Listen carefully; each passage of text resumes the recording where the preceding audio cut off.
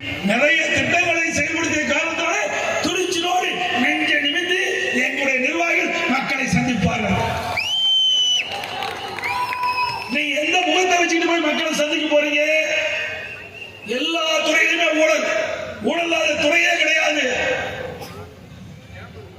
அப்படித்தான் ஏதாவது நாட்டு மக்களுக்கு நன்மை செஞ்சிருக்கீங்களா? அதுவும் இல்ல. இங்கே கள்ளக்குறிச்சி மாவட்டத்துல சின்ன சேலத்துல நான் பேசிட்டு சொன்னா, நான் நாட்டு மக்களிடத்திலே இந்த மாவட்டத்திற்கு என்னென்ன திட்டங்களை கொண்டு வந்தேன் என்று ஆணித்தரமா சொல்றேன். நிறைவேற்றுகிறோம். மக்கள் என்னை நம்புவார்கள். மீண்டும் ஆட்சிக்கு வந்தா அதிமுக ஆட்சியில இன்னும் பல திட்டங்கள் மாவட்டத்துக்கு கிடைக்கும். ஆனா திமுக ஆட்சிக்கு வந்து 4 ஆண்டு காலத்துல இந்த கள்ளக்குறிச்சி மாவட்டத்திற்கு எந்த ஒரு பெரிய புதிய திட்டங்கள் வந்ததா?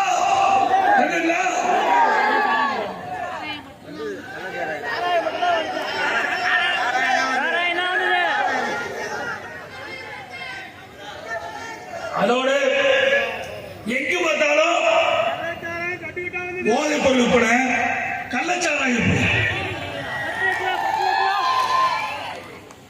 இந்த கள்ளச்சாராயத்தால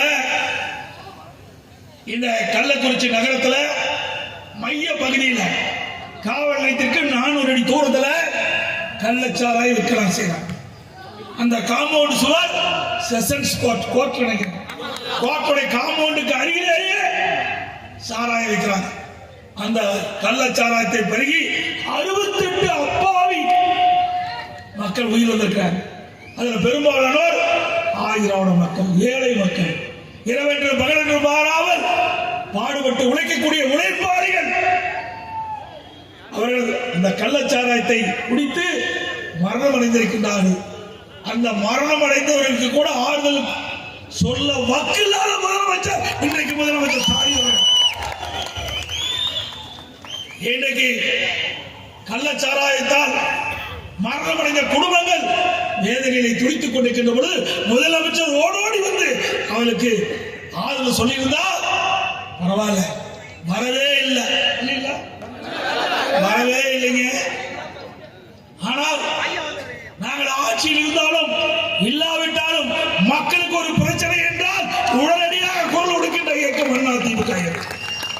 என்னிடத்திலே உடைய சட்டமன்ற உறுப்பினர், மாவட்ட செயலாளர், கழக நிர்வாகிகள் இடத்திலே தெரிவித்தார்கள், இப்படி துயரமான சம்பவம் நடைபெற்று விட்டது. கேட்டவுடன் சட்டமன்றம் நடந்து கொண்டிருக்கின்றது. அங்கே அதை விட்டுவிட்டு ஓடோடி வந்து அந்த மரணத்தால் துடித்துக் கொண்டிருக்கின்ற குடும்ப மக்களுக்கு ஆறுதல் சொன்ன இயக்கம் அதிமுக இயக்கம். சிந்திச்சு பாருங்க. 68 குடும்பங்கள் நடுத்தெருவுக்கு வந்து விட்டது. அதில் ஒரு குடும்பத்திலே இருக்கின்ற குழந்தைகள் கல்வி தொடர்வதற்காக அதிமுகவே அந்த குழந்தைகளை தத்தெடுத்து கல்வி கேள்வி முழுவதும் ஏற்றுக்கொண்ட இயக்கம் அதிமுக இயக்கம். அதோட போதைப் பொருள் எங்க பார்த்தாலும் கஞ்சா விக்குது. கஞ்சா விற்காத இடமே இல்லை. எது கிடைக்குதோ இல்லையோ கஞ்சா இந்த ஆட்சியில தாராளமா கிடைக்கும். இன்றைக்கு தமிழகம் போதைப் பொருள் நிறைந்த மாநிலமாக காட்சியளித்துக் கொண்டிருக்கிறது. இன்றைக்கு கடந்த 3 ஆண்டு காலமாக நான் தொடர்ந்து ஊடகத்தின் வாயிலாக, பத்திரிகையின் வாயிலாக, அறிக்கையின் வாயிலாக சட்டமன்றத்திலே நான் குரல் கொடுத்துக் கொண்டிருக்கின்றேன். தமிழகத்திலே போதைப் பொருள் விற்பனை அதிகமாக இருக்கிறது. கட்டுப்படுத்துங்கள், இரும்பு கரம் கொண்டு அடக்குங்கள். மாணவர்கள், இளைஞர்கள், பொதுமக்கள் கஞ்சாவுக்கு அடிமையாகி சீரழியக்கூடிய காட்சி தமிழகத்திலே பார்க்கப்படுகிறது. இந்த போதைப் பொருளால் சட்ட ஒழுங்கு சீர்குலைகிறது. இந்த போதைப் பொருளால் திருட்டு, வழிப்பறிவு, பாலியல் வன்கொடுமை இப்படி அரங்கேறிக் கொண்டிருக்கிறது. இதை தடுத்து நிறுத்த வேண்டும் என்று சொன்னால் போதைப் பொருளை கட்டுப்படுத்த வேண்டும். அறவாக போதைப் பொருளை ஒழிக்க வேண்டும். பலமுறை சொன்னேன், கேட்கவில்லை. இன்றைக்கு முதலமைச்சர் ஊடகத்தின் வாயிலாக தெரிவிக்கின்றார், போதையின் பாதையிலே செல்லாதீர்கள் என்று. போதையின் பாதையிலே செல்லாதீர்கள். அப்பா அப்பா பட்ட பேர் வேற அப்பாவா ஊட்டி கொடுக்குற அப்பாவா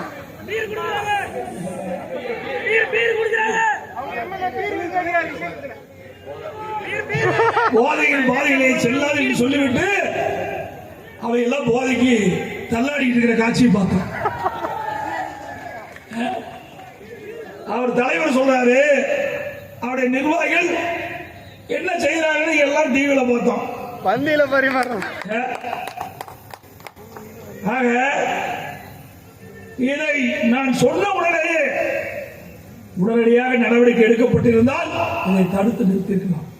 அதையெல்லாம் செய்ய தவறிய காரணத்தினால் இன்றைக்கு இளைஞர்கள் பால்படுகிறார்கள், மாணவர்கள் பால்படுகிறார்கள், பொதுமக்கள் பாதிக்கப்படுகிறார்கள். ஆகவே ஸ்டாலின் அவர்களே திறமையற்ற முதலமைச்சர், பொம்மை முதலமைச்சர், ஒண்ணுமே செய்ய தெரியாதுங்க. நம்ம திருவிழாவில் நம்ம போவோம். திருவிழாவுக்கு போனா நம்முடைய வீட்டில் இருக்கிற குழந்தைங்க அப்பப்போ எங்களுக்கு பொம்மை வாங்கி கொடுப்பாங்க. நாமளும் பொம்மை வாங்கிட்டு போய் குழந்தை கொடுப்போம். அப்பப்போ அந்த பொம்மை கை தட்டணும், அப்ப சாவி கொடுப்போம், டக்கு டக்கு டக்குன்னு கை தட்டும். அது மாதிரி இந்த முதலமைச்சர் எதுவுமே தெரியாம பொம்மை மாதிரி இருக்கின்ற ஒரு முதலமைச்சர் தான் இன்றைய முதலமைச்சர் ஸ்டாலின் அவர்கள். இன்றைக்கு நீட்டை பத்தி சொல்றார் தம்பி. இந்த நீட்டை கொண்டு வந்தது யார்? நான் பல முறை பேசிட்டேங்க. பொய்யை திருப்பி திருப்பி சொல்லி உண்மையாக பார்க்கிறார் ஸ்டாலின். உண்மையிலேயே மனசாட்சியுள்ள மனிதராக திரு ஸ்டாலின் இருந்தா நான் சொல்றதுக்கு தெளிவான பதில் மக்களுக்கு கொடுக்க வேண்டும். இந்த நீட் எப்பொழுது வந்தது? மத்தியிலே காங்கிரஸ் ஆட்சி. அப்பொழுது காங்கிரஸ் அமைச்சரவையிலே திமுக அங்கம் வைக்கின்றது. 2010 டிசம்பர் 21 நோட்டிபிகேஷன் நீட் வெளியிடுறாங்க, அரசு வெளியிடுறாங்க. அப்ப யார் அமைச்சர்னா நாமக்கல்ல இருக்கின்ற திமுக எம்பி காந்தி செல்வன் சுகாதாரத்துறை இணையமைச்சராக இருக்கிறார். அப்போதுதான் நீட் தேர்வை காங்கிரசும் திமுகவும் வெளியிடப்படுகிறது. கொண்டு வந்தது அவர்கள். அதை தடுத்து நிறுத்துவதற்கு முயற்சி செஞ்சது அண்ணா திமுக அரசாங்கம். இன்று வரைக்கும் நீட்டை எடுத்துக்கிட்டு இருக்கிறோம். ஆனா நீதிமன்றம், உச்ச நீதிமன்றம் அங்கே ஒரு தீர்ப்பை கொடுத்து விட்டது. அதற்கு காரணம் யாரு? காங்கிரஸ் கட்சியில் இருக்கின்ற முக்கிய தலைவருடைய மனைவி, ஒரு சீனியர் வக்கீல். அவர் போய் நீட்டுக்கு ஆதரவாக வாதாடி இன்றைக்கு தமிழகத்திலே நீட்டை ரத்து செய்ய முடியாத ஒரு சூழ்நிலையை உருவாக்கியவர்கள் அவர்கள். ஆனால் வெளியே பொய்யை மூட்டை மூட்டையாக அவிழ்த்து விட்டு நாம் மீது குற்றம் சுமத்திக் கொண்டிருக்கின்றார்கள். சிந்தித்து பார்க்க வேண்டும். கொண்டு வந்தது திமுக, காங்கிரஸ். தடுத்து நிறுத்துவதற்கு முயற்சி செஞ்சது அண்ணா திமுக. அதோட அரசு பள்ளியில படிக்கின்ற மாணவர்கள் 41% படிக்கிறாங்க. 3,80,000 பேர் நம்முடைய மாணவ மாணவி படிக்கிறாங்க. அரசு பள்ளியில படிக்கின்ற மாணவர்கள் விவசாயி தொழிலாளியுடைய மகன், விவசாயியுடைய மகன், கூலி தொழிலாளியுடைய மகன், இப்படி நடுத்தரம் சாதாரண மக்கள் அவருடைய குழந்தைகள் தான் அரசு பள்ளியிலே பெரும்பாலானோர் படிக்கிறார்கள். அப்படிப்பட்ட மாணவர்கள் எதிர்காலம் சிறப்பாக இருக்க என்பதற்காக நான் முதலமைச்சராக இருந்த பொழுது 2017-18 வெறும் 9 பேர், 3,80,000 பேர் அரசு பள்ளியில் படிக்கின்ற மாணவர்கள் 9 பேர் தான் நீட் தேர்வில் தேர்ச்சி பெற்றாங்க. என்னே நாமும் கிராமத்திலிருந்து வந்தவன், அரசாங்க பள்ளியிலே படித்தவன். அப்படிப்பட்ட ஏழை குடும்பத்தில் இருந்த மாணவ மாணவி மருத்துவராக வேண்டும், அவருடைய கனவை நனவாக்க வேண்டும் என்று எண்ணினேன். எதிர்கட்சி குரல் கொடுக்கல, மக்கள் கோரிக்கை வைக்கல. என் மனதிலே பட்டது, ஏழைகளுக்கு உதவி செய்ய வேண்டும், அவர்களும் மருத்துவராக வேண்டும். அந்த எண்ணத்தின் அடிப்படையிலே 7.5% உள் இடஒதுக்கீடை கொண்டு வந்து சட்டமேற்றப்பட்டு நிறைவேற்றப்பட்டு இன்றைக்கு 3,460 பேர் மருத்துவராக, பல் மருத்துவராக இன்றைக்கு மருத்துவ கல்வியை பயின்று வருகிறார். அது மட்டுமல்ல, இந்த மருத்துவ கல்வியில் இடம் கிடைத்தால் கூட அந்த மருத்துவ கல்வி கட்டணம் செலுத்த வேண்டும். அந்த அளவுக்கு வசதி வாய்ப்பு கிடையாது அந்த மாணவ மாணவிக்கு. அதனால் என் மனதிலே தென்பட்டது, அந்த 7.5% உள் இடஒதுக்கீட்டின் மூலமாக தேர்வு செய்யப்பட்ட மாணவ மாணவிக்கு அந்த கல்வி கட்டணத்தை முழுவதும் அரசாங்கமே ஏற்றுக்கொள்ளுவது என்று அறிவிப்பை கொடுத்து நடைமுறைப்படுத்திய அரசாங்கம் அதிமுக அரசாங்கம். இப்படி ஏதாவது ஒரு திட்டத்தையாவது நாட்டு மக்களுக்கு நீ கொண்டு வந்தியா? சொல்லுங்க பார்க்கலாம். இன்றைக்கு ஸ்டாலின் அவர்கள் அண்மையில் டெல்லி போனார். திரு மோடி அவர்கள் நம்ம அதிமுக ஆட்சி இருந்தது. அப்ப எதிர்கட்சி தலைவராக இருந்தாரு ஸ்டாலின். அப்ப மோடி எதிர்த்து திரு மோடி அவர்களை எதிர்த்து கருப்பு பலூன் விட்டார். என்ன பலூனு? கருப்பு கொடி கட்டினார். யாருக்கு? பாரத பிரதமர் நரேந்திர மோடிக்கு தமிழ்நாட்டுக்கு வந்த பொழுது கருப்பு பலூன் விட்ட தலைவர் தான் திமுக தலைவர் ஸ்டாலின். கருப்பு கொடி காட்டியவர் தான் ஸ்டாலின் அவர். எப்போ திமுக ஆட்சிக்கு வந்துள்ளது, பாரத பிரதமர் தமிழ்நாட்டுக்கு வந்தார். அப்பொழுது வெள்ளை குடை பிடித்தார். பிரதமருக்கு வெள்ளை குடை பிடித்தார். ஸ்டாலின் அவர்களே, ஆட்சியில் இருக்கும் போது ஒரு நிலை, ஆட்சியில் இல்லாத போது ஒரு நிலை. ரெட்டை வேடம் போடுகின்ற ஒரே கட்சி திமுக கட்சி, திமுக தலைவர்.